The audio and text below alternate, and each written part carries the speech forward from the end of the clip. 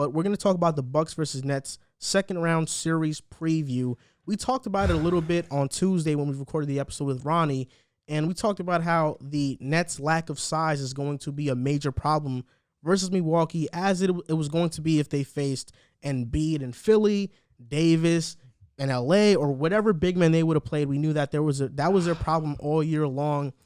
And I know JC's a Nets fan. He's worried that the Bucks have a chance to beat the Nets. Yeah. And I will say this. I think the Bucks have a lineup that can match up with the Nets very well, and all because they acquired PJ Tucker via trade. I know that may sound crazy, but I think that before PJ Tucker got there, you didn't have many versatile defenders outside of Holiday, Giannis, and Middleton, and those are good defenders, right? But good. Put some respect on the name. Okay, I know. Those are great defenders. Two great ones, but two elite ones. But when you're facing Brooklyn, if you're putting those three main guys on Brooklyn's main guys, they might not give you the same offensive output because they have to keep up with those guys. In my opinion, I don't think Drew, if he has to check Kyrie or Harden all day, I don't think he's going to be able to.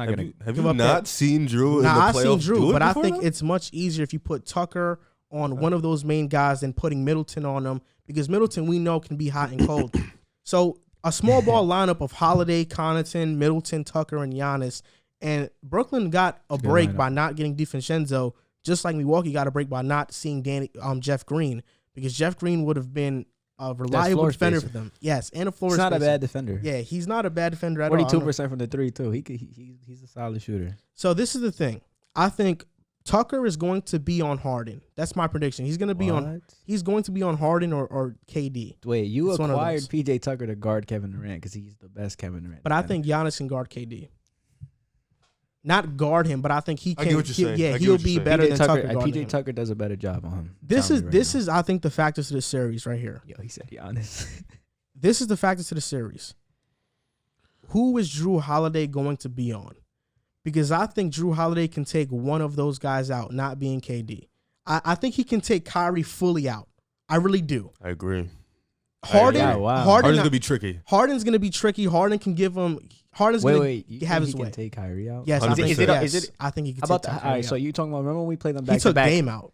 Remember when we played them back? That's what I keep trying to say. He's not. Remember when we played them back to back, right? You remember like a couple. He took him out one game, and then the next game he got fried. Yeah, but Kyrie was on Ramadan that time, so he's probably much better now because he's eating. I mean, he was on Ramadan when he gave Ben Simmons 50, so I can't really give you that. I ain't get Ben 50. I know, but it does make a difference. You talking about that game against Philly when he had like 39? Yeah, that was on. So what you're saying is that Holiday. What you're saying is that Holiday can take out Kyrie for a few games. Yeah, if they play 7, Holiday's taking Kyrie out for at least 3. Nah, I say 2. Can I jump in? You don't understand. That's the most skilled offensive. Do you one not? of the most skilled offensive players ever, though. Hold on, I get Drew Holiday. I get it. Drew Holiday's one of my favorite players. Nobody's gonna tell me anything about Drew. Drew's one of the best defenders out that in the league on the perimeter. I get that. Before I jump in here, so who do you have? Sheesh. I have the Nets in 7. I've been picking the Nets since the beginning. But I wanted to know how many games you. I say Nets in 6. I say 7. I'll say 7. I give respect to Milwaukee. Hell yeah. I agree with the lineup. I think that lineup, especially without DiVincenzo, who's going to be a big loss. I think putting Pat Connaughton in, who could stretch the floor, it's going to be good.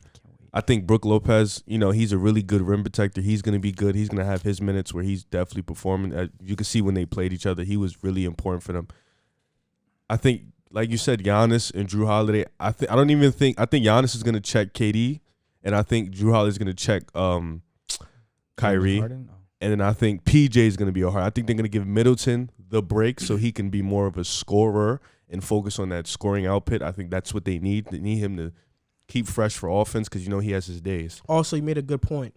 This is why you put Giannis on KD. Because if you put him on Harden or you put Holiday on Harden, they can easily get into foul trouble. Tucker can get into foul trouble. I mean, that's what he's there for. You want him to get into foul trouble. Tucker is there to get into foul trouble. You can't have Holiday, Giannis, or Middleton get into foul trouble because that can be the game. KD's not a guy who draws a lot of fouls. That's what I'm saying. Like, Harden's going to try to will you to get fouls. So it's like you put PJ Tucker on Harden. You have the 7th. Wait, real quick. I know these are two of your favorite players matching up. You think PJ Tucker is gonna get the upper hand on James Harden, or you think James Harden is gonna get the upper hand on PJ Tucker? I had to ask this question. Serious answer. Not for real. It's gonna be Harden. It's gonna be hard. Of course, it's gonna be Harden. Yeah. And the reason why is because Tucker is a much better defender against bigger players. I agree. Because he doesn't Can't have, guard he's Curry. not agile enough to guard faster players. He can't guard Curry. No, he knows that. Tucker doesn't have the lateral quickness to really keep up with guards like that. And that's why I think that you don't put him on those guards. You have to put him on a bigger player. But he's going to make Harden work, and he's going to hack Harden. And that's the thing. And Harden may foul him out because Tucker does get his hands in there a lot. So Yeah, pause.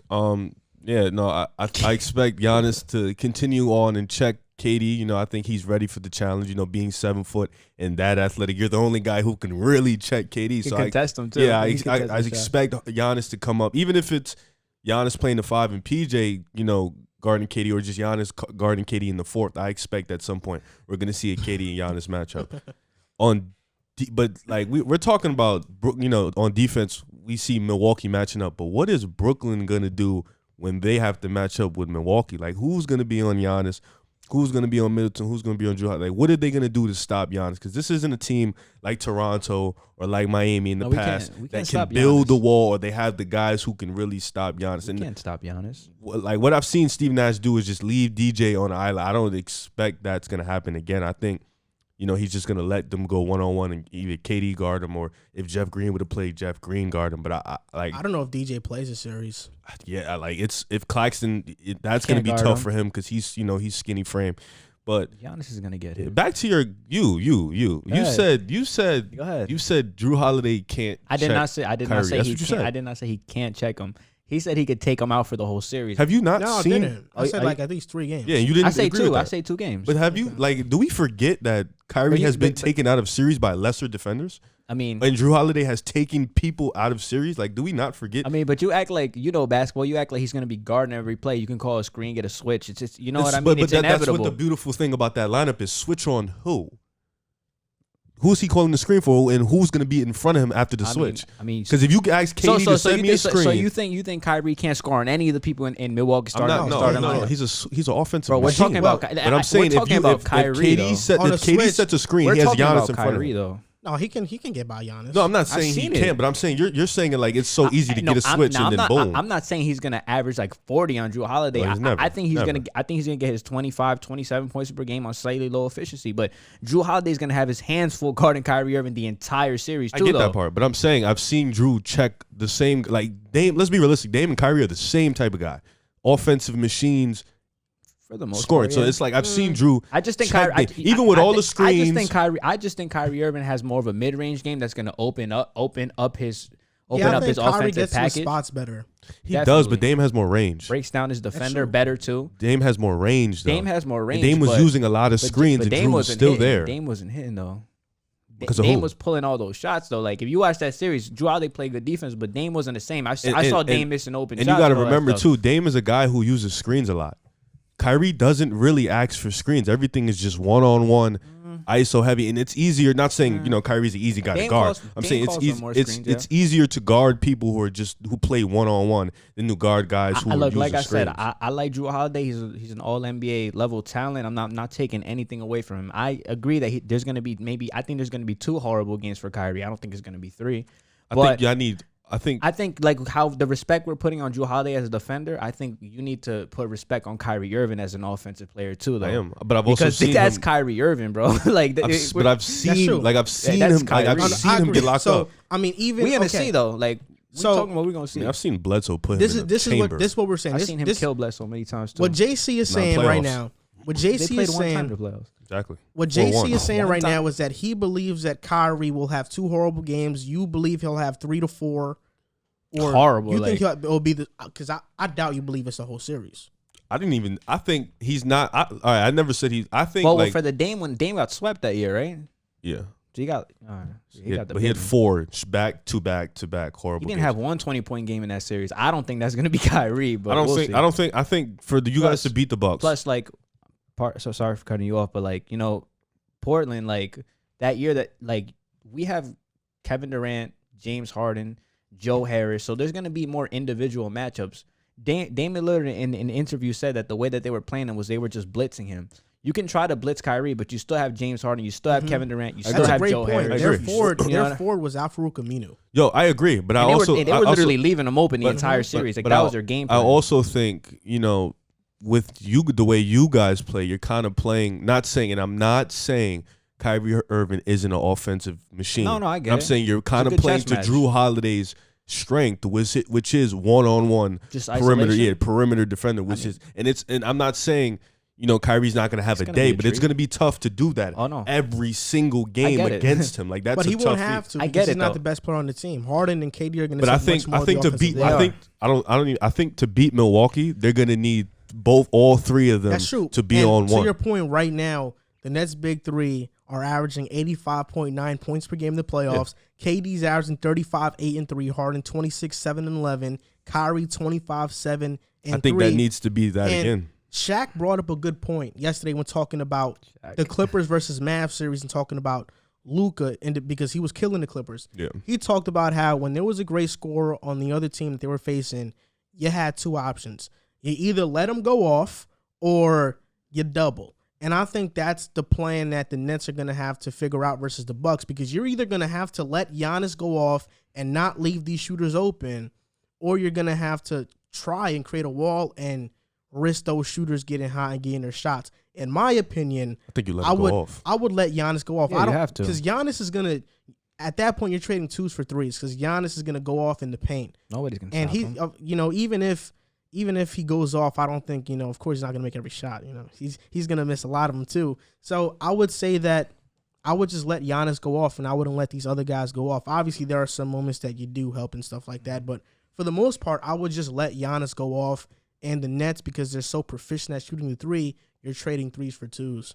Yeah, I agree. I agree with you definitely on that part. I think, obviously, just as a viewer, I think the Drew Holiday, Kyrie Irving matchup is going to be, personally, my favorite thing to watch, just because you got and I don't want to call him the best, but you got a top 5 isolation scorer going up against a top 3 isolation defender. He's that's probably true, top but 2. he might very top two. He might very well be on Drew. James, though. We're talking about Kyrie, but he might be on James.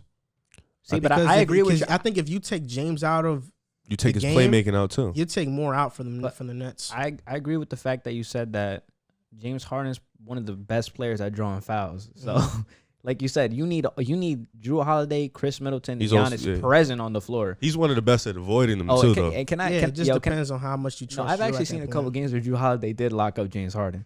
But no, he's probably done it. No, I've seen it. Like it's crazy. But it's like, can I ask you guys a question? So we're going in depth about like the one-on-one matches defensively or whatever.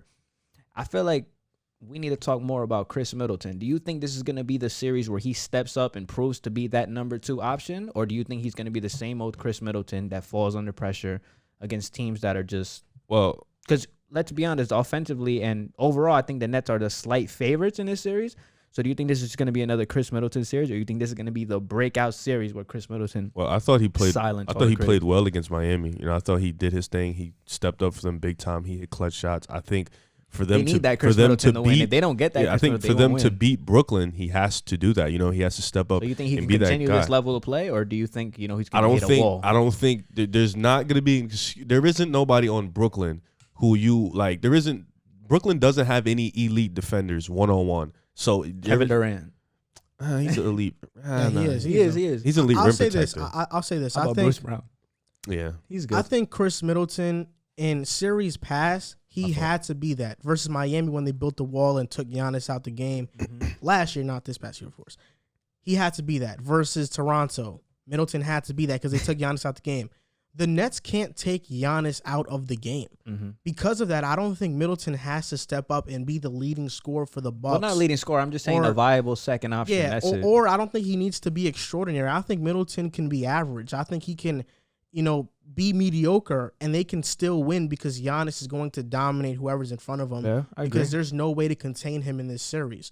And in other teams, there were ways that they contained Giannis. So you needed Middleton to go off. They have better personnel around Giannis now. Because if we're being honest, they only asked Middleton to go off when Giannis can't do anything. Yeah. And I think Giannis not only the Nets can't contain him, but we've seen this year Giannis has really improved his game in terms of posting up, fading away. I mean, he finally got a little post fadeaway going on. Does. I mean, he has really improved his game a lot where he's more of a half-court player. He's not exceptional at the half-court, but he's more of a half-court player. He's not the guy who's setting the offense up. You know, he's a guy who's playing like a big man, so I think that's definitely benefited him more, especially with getting Drew now. So prediction time. You have the Nets in 6. Nets in 6. You have – who do you have? Because you've been talking about the Bucks matching up with the Nets great. So they do match up great with them. And this is why I got to stand on what I say. I got the Bucks in 6. The Bucks in 6. I'm taking it. I'm standing on it. I've been saying it all year. I got the Bucks in 6. I have the Nets in 7. I think this is a 7-game series. I personally think this is the NBA Finals. Yeah, I think we're in store for a great series. Whoever wins this game will win the NBA championship. That's just my opinion. That's what I think is going to happen. Oh, and another thing, right before we move on, who's the Bucks closer? Who do you think is going to be that guy? I think it could be Giannis. Because the Nets' big 3, all 3 of them can be closers for the most part. I don't think the Bucks have that guy that can close the game like the Nets. It's Middleton. That's who it is. Yeah, I'm not scared of that. Yeah, it's Middleton. Next. Okay. It's Middleton, but we'll see. What's the score? What do you mean? Like, it depends. It doesn't matter. Any clutch situation, like last shot or the last final 2 minutes, like anything. Who's gonna be the guy that they go to? Because I know a lot of. The games are gonna be close. I think we can. I know it's gonna be Middleton, but it has to be Giannis. Like for them to win, he has to step up and do it. We'll see.